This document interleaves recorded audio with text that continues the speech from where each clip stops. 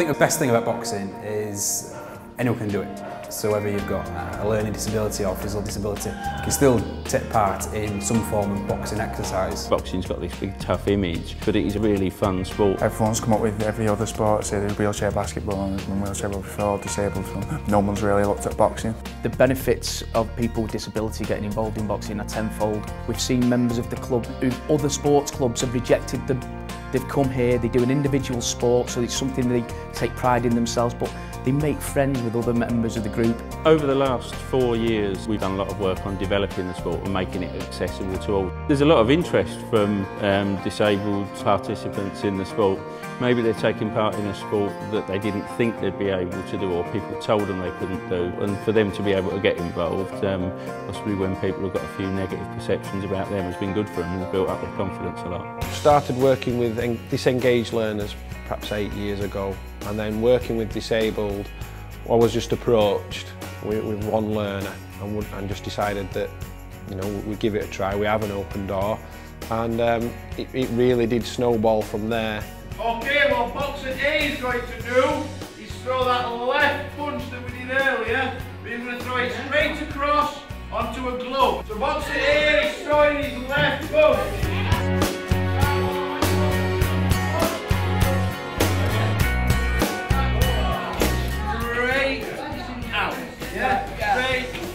Brilliant. A new learner brings a new challenge, not a problem, it's just a challenge. So as long as you get the right information about the learner and the learner's needs, then we can move forward and make progress. My name is Amraz. I enjoy boxing and the competition, the training and the different people that I meet and train against. I'm healthier, stronger, I feel better about myself and feel more confident about life. We've seen a massive impact within the kids. A lot of them don't take part in a lot of the stuff what we do, we just sort of sit on the sidelines, but in the first couple of weeks of being up and taking part. Brad was a sports coach with participation through sport. Knowing Brad from the centre, we invited him down to our old boxing gym, proving that people in wheelchairs could take part in boxing no problem. Light shots, not so hard, yeah, and you keep moving around the bag. Yeah. It's hard to have a disability, and you know, it's a very frustrating thing, so it gives me a chance to come here and obviously let off some steam. In some ways he's like, the perfect coach and role model for the sessions really. As soon as people walk in, they see, Brad, a young lad in a wheelchair running the sessions. The first thing I'd say to any club or coach that's starting to work with people with disabilities, or maybe has an inquiry for someone with a disability, is don't panic. People with disabilities adapt to their lives every single day.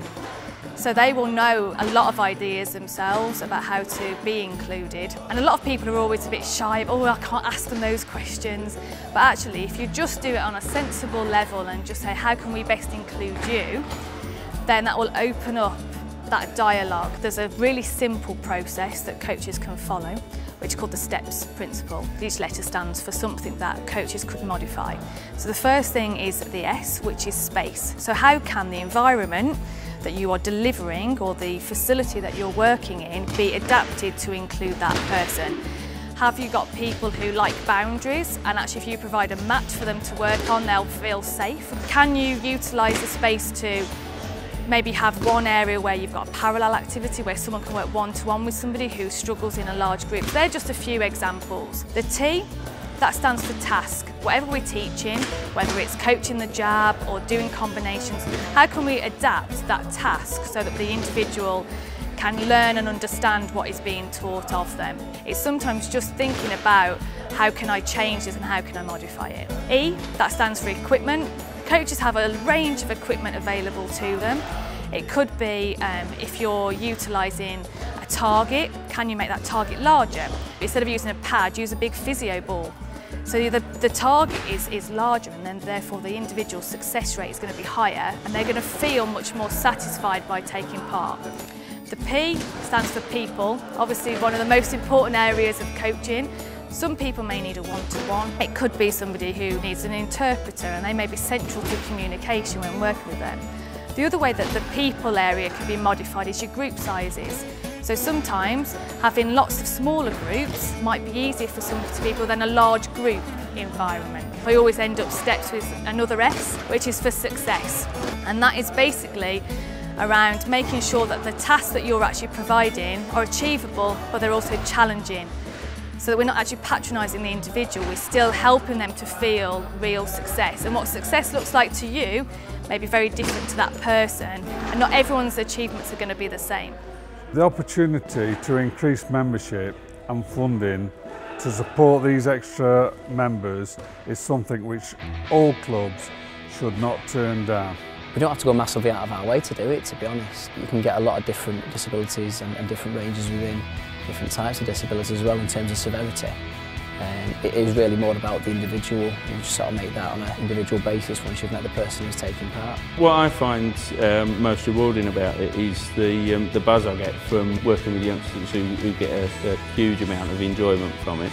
Particularly being just up to a few years ago, they probably wouldn't have considered that they could do it, and other people would certainly have put them off it. In terms of disability and amateur boxing, we're right at the start of inclusion and we're right at the start of these programmes.